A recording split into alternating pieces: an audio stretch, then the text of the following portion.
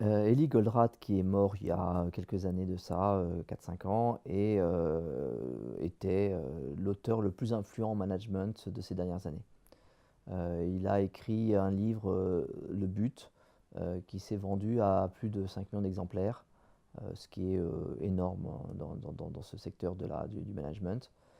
Et en plus, c'est un roman, donc la plupart de ceux qui ont acheté ce livre l'ont lu, ce qui n'est pas toujours le cas des livres qui se vendent. Euh, il a développé tout un ensemble de techniques afin que le travail qu'il était capable de faire soit faisable par d'autres que lui. Ces techniques lui permettaient, en arrivant dans une organisation, de très vite comprendre ce qui allait de travers et ce qu'il fallait changer. Maintenant, le problème est de convaincre ses interlocuteurs. Tant qu'il était vivant, son énergie, son charisme pouvaient suffire, mais il était bien conscient qu'il fallait aller au-delà de ce que lui était capable de faire et de le rendre possible pour tout à chacun.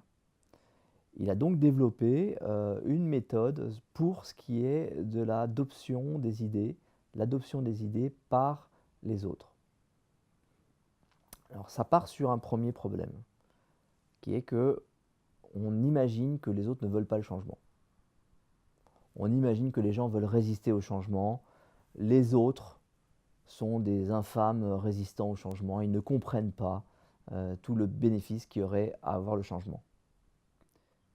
Sauf que Goldratt nous explique qu'on met énormément d'efforts à essayer de convaincre du bénéfice à changer, et on oublie que les autres voient en contrepartie les risques à changer.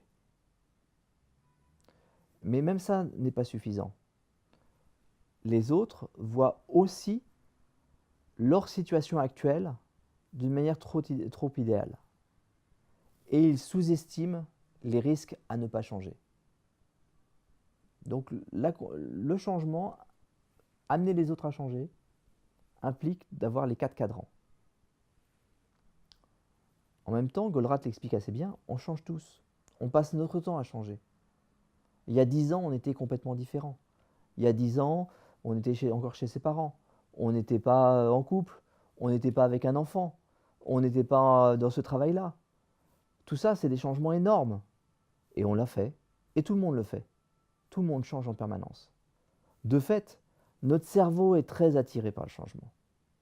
Mais heureusement, il y a dans notre cerveau aussi un frein au changement qui nous permet de nous focaliser sur quelque chose. Et l'ensemble est nécessaire. Donc, comprendre que les autres sont capables de changer est la première chose. La deuxième chose est ce que Goldratt décrit comme une idée d'un oignon dont il faut attaquer les couches successives avant de voir le cœur.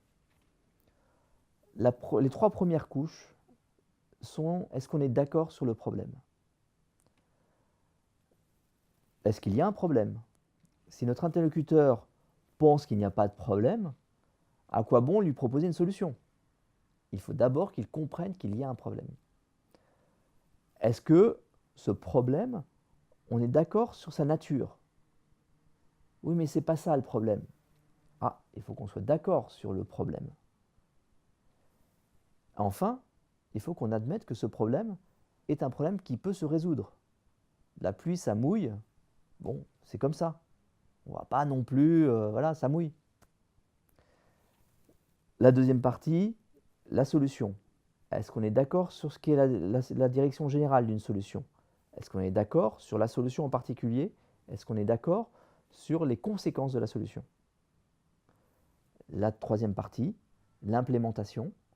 Est-ce qu'on est d'accord sur les conditions d'implémentation, sur l'implémentation en général et sur toutes les différentes étapes de l'implémentation?